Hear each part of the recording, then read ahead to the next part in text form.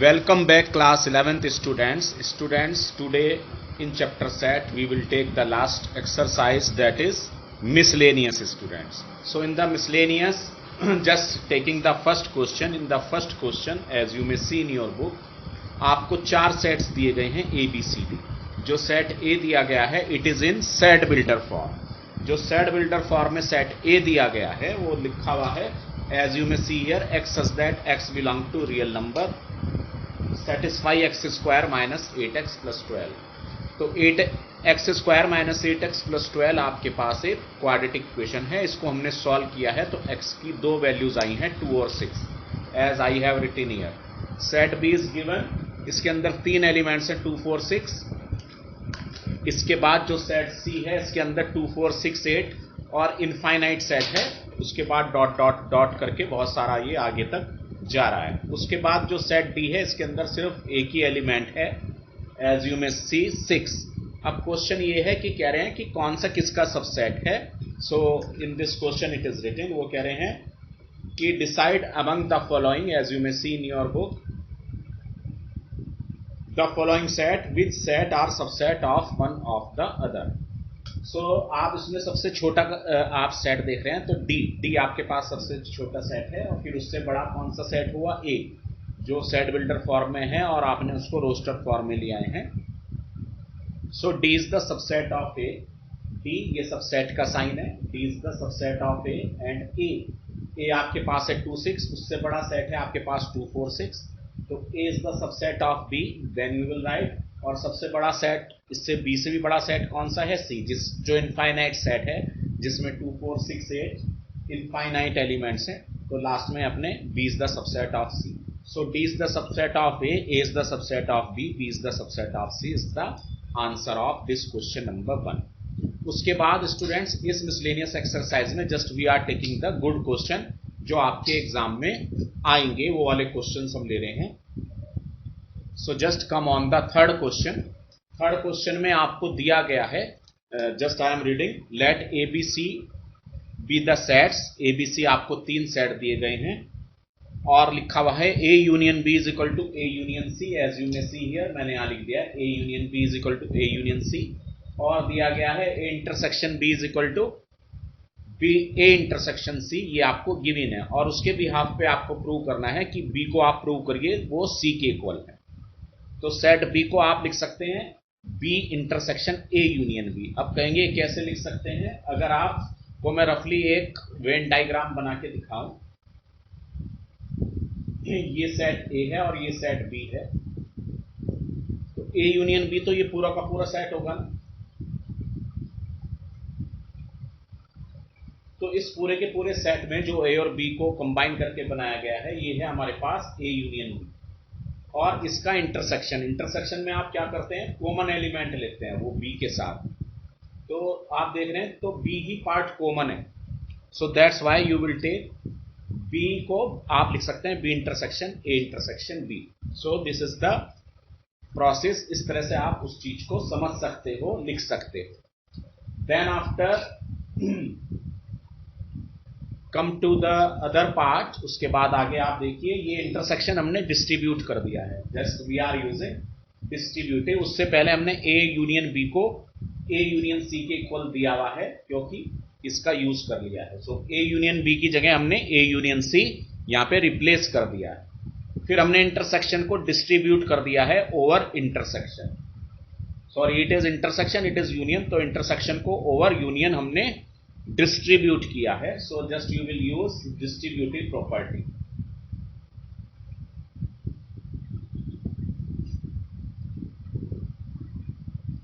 Okay students, उसके बाद में हम क्या करेंगे कि डिस्ट्रीब्यूटिव प्रॉपर्टी जैसे आप मल्टीप्लीकेशन ओवर एडिशन लगा देते हैं, B इंटू A प्लस, ये प्लस का साइन है तो B इंटू C इस तरह से. उसी तरह से B इंटरसेक्शन A हो जाएगा, यूनियन बीच में आ जाएगा और फिर B intersection C. Just you will right. उसके बाद B इंटरसेक्शन A या A इंटरसेक्शन B एक ही बात होती है तो हमने A आगे लिख लिया है और B intersection C as it is.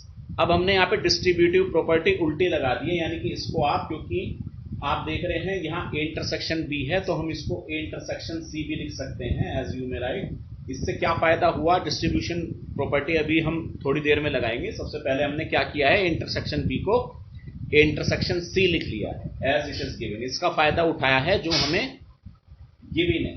So intersection B की जगह हमने इंटरसेक्शन सी लिख लिया है। इससे क्या फायदा हुआ, क्योंकि यहां पे भी सी आ गया है और यहां पर भी सी है, दोनों जगह सी आ गया है, तो आप जो डिस्ट्रीब्यूटिव प्रॉपर्टी है उसको उल्टा लगाएंगे, यानी कि इसको आप ये भी लिख सकते हैं ए यूनियन बी इंटरसेक्शन सी।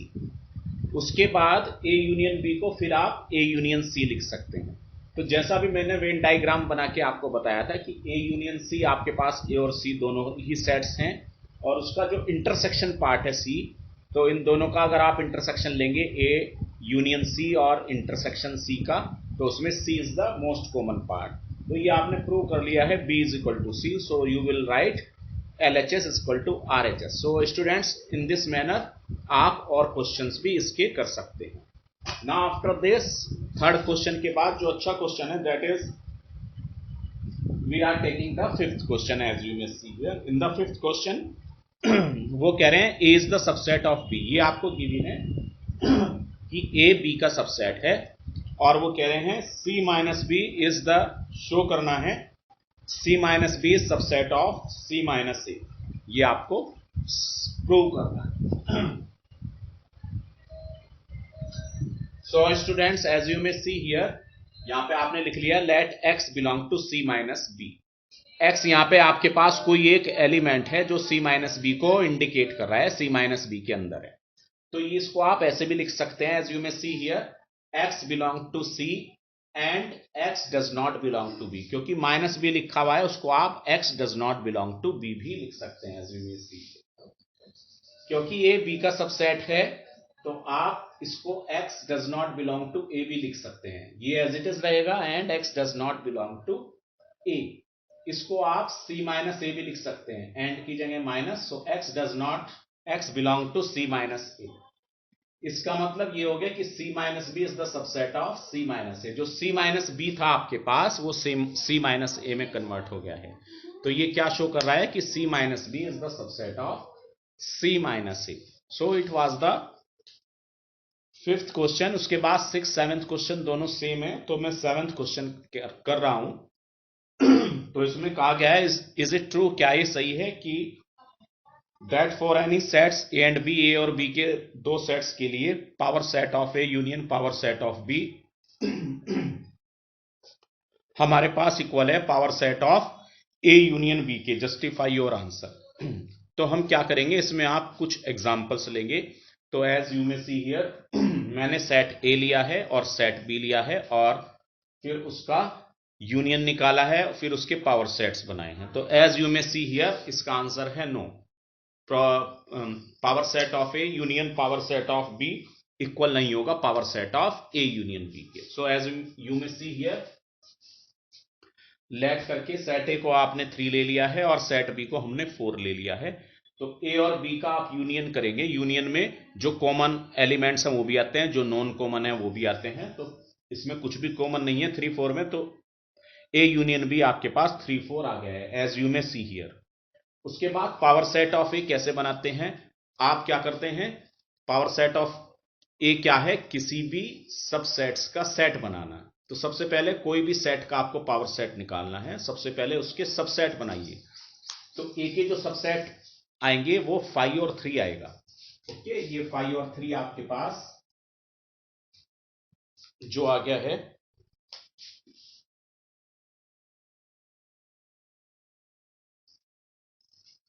ये सबसेट आ गया है किसका, सेट ए का।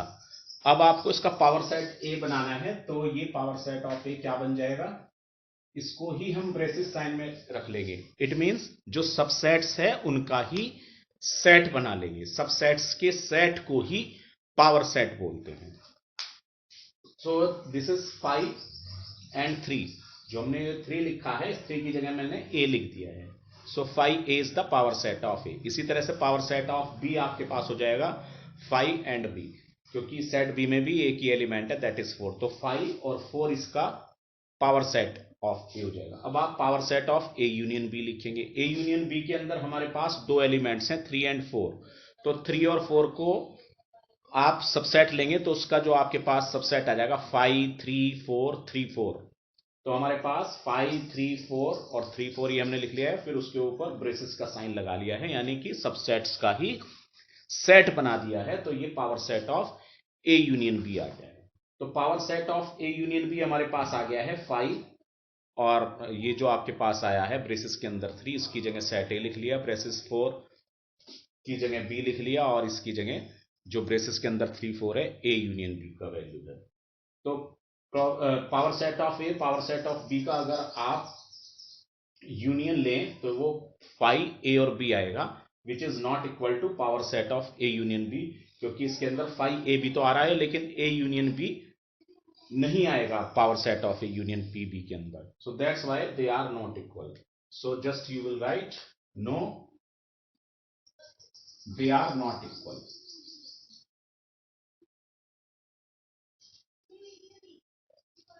Okay students, you will write no, आपको सिर्फ नो लिखना है, ये लिखने की जरूरत नहीं। सो ये आपस में इक्वल नहीं है। So it was the 7th question. After 7th now see the 8th question students.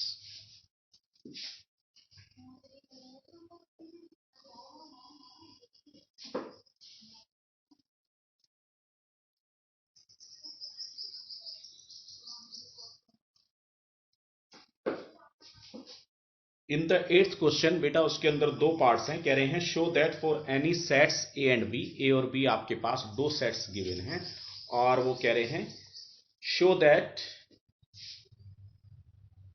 A is equal to A intersection B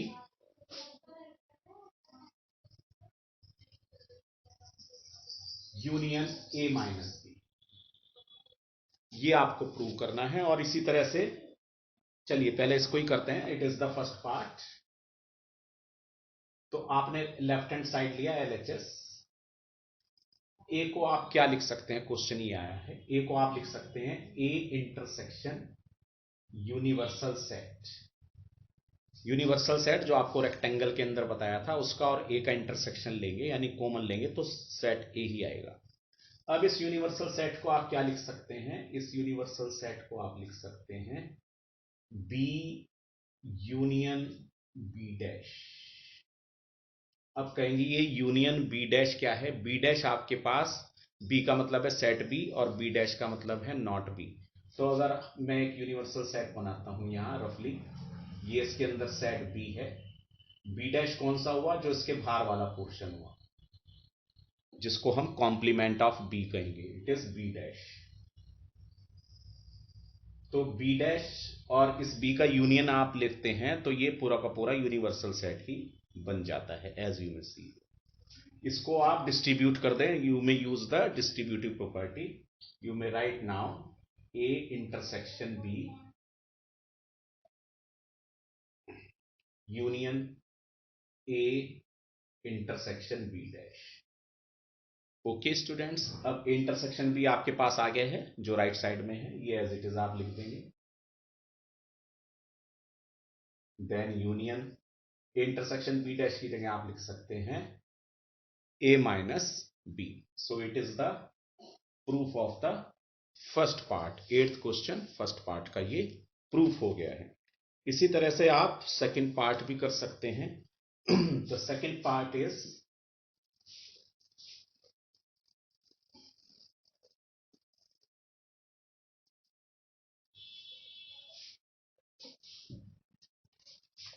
second part में आपको कहा गया है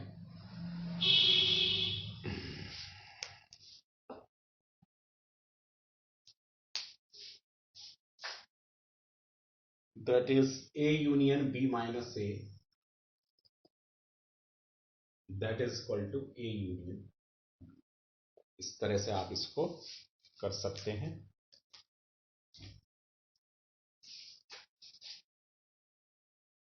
सो now taking left hand side,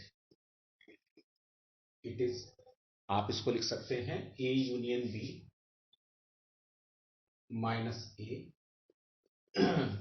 B minus A को students आप क्या लिख सकते हैं,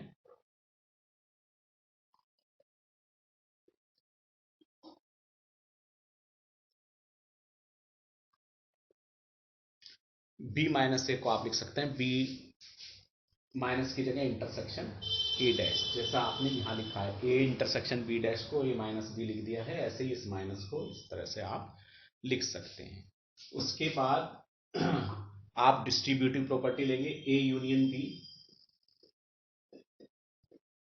फिर ये इंटरसेक्शन आ रहा है ए यूनियन ए डैश। कौन सा प्रॉपर्टी लगाया है? डिस्ट्रीब्यूटिव।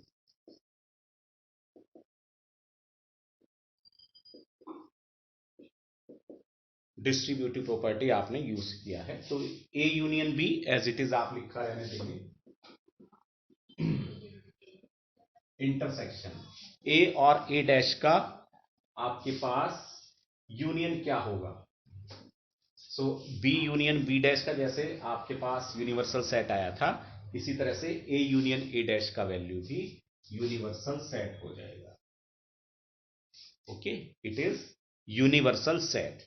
और आप अगर ए यूनियन बी और यूनिवर्सल सेट का कॉमन पार्ट लें, इंटरसेक्शन लें, तो वो हमारे पास ए यूनियन बी ही आएगा। Okay students, so it was the question number 8। 8th question किया है। 9th क्वेश्चन आपके पास सेम है as you have solved 8th question. Now see the 10th question students.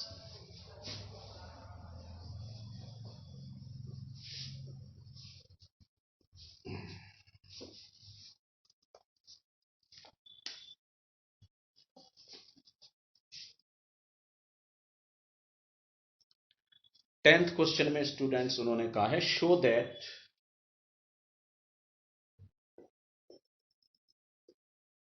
A intersection B is equal to A intersection C need not imply B is equal to C। वो कह रहे हैं कि ये show करिए कि A intersection B अगर A intersection C के इक्वल है, तो ये जरूरी नहीं है, नीड नॉट इंप्लाई कि आपके पास B C के इक्वल हो। तो इसमें आपको एग्जांपल्स अपनी तरफ से सेट करने पड़ेंगे। सो लेट, हमने सेट A को मान लिया है 2 3 4, सेट B को हमने मान लिया है 3 4 5। तो अगर ए इंटरसेक्शन बी ले रहे हैं आप इसके अंदर, तो 3 4 आ जाएगा। ओके, अब वो ए इंटरसेक्शन सी के इक्वल भी होना चाहिए। सी सेट आप लीजिएगा 3 4, मैंने यहां 7 लिया है। तो आप देखिए ए इंटरसेक्शन बी जब आप यहां निकालते हैं,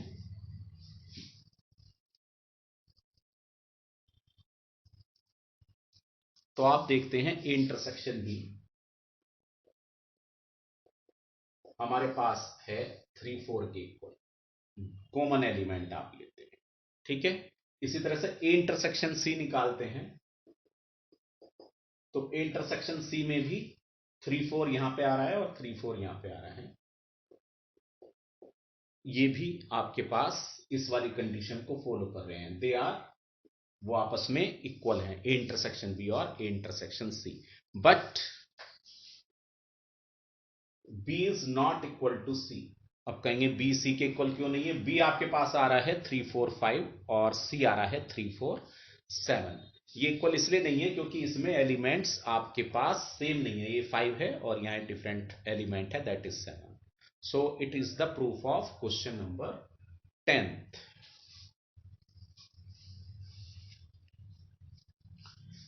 Now 11th you may solve students.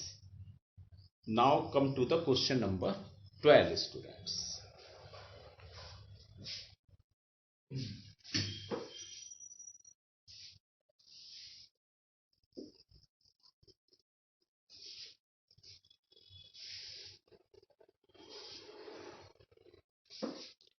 In the 12th question students,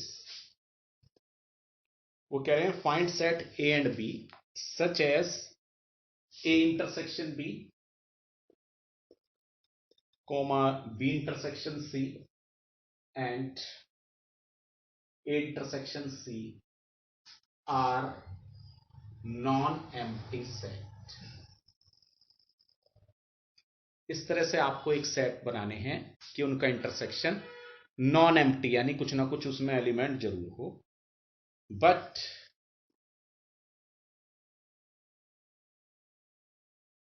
A B और सी का इंटरसेक्शन वो हमारे पास फाई आए, उसमें कुछ भी कॉमन ना हो। सो लेट हम सेट ए बनाते हैं 1 2, इसी तरह से सेट बी बनाते हैं हम 2 3, इसी तरह से set C. This is the rough work, ये अभी मैं रफ वर्क कर रहा हूं, अगर ये सही हुआ तो उसको हम फाइनल कर देंगे। 3 4 इस तरह से बनाएं। तो यहां पे ये कंडीशन आपके पास सही होना चाहिए। तो ए इंटरसेक्शन बी आपके पास नॉन एम्प्टी सेट होना चाहिए, तो 2 है।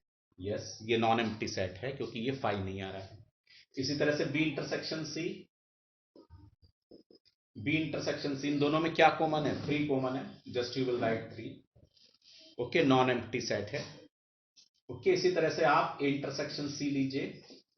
ए और सी में इंटरसेक्शन क्या आ जाएगा आपके पास? ए और सी में आपके पास इंटरसेक्शन आ जाएगा 3 and 1। मैं इसको 1 कर लेता हूं। ओके, तो ये आ गया है आपके पास 1।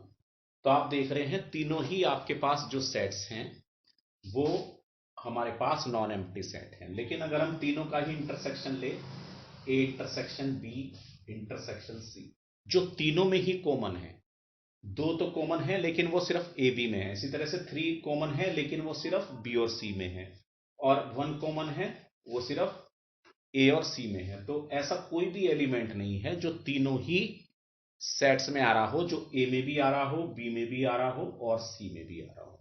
सो दैट इज, तो ये कंडीशन आपने प्रूव कर दी है, तो ये इसका आंसर हो गया। This is the final answer. Okay students, इन तीनों ही सेट्स में कोई ऐसा एक पर्टिकुलर एलिमेंट नहीं है जो तीनों में ही कॉमन हो। So today I have solved up this miscellaneous up to 12th question. In the next video we will complete this exercise and we will start next chapter, that is relation and function. Okay students.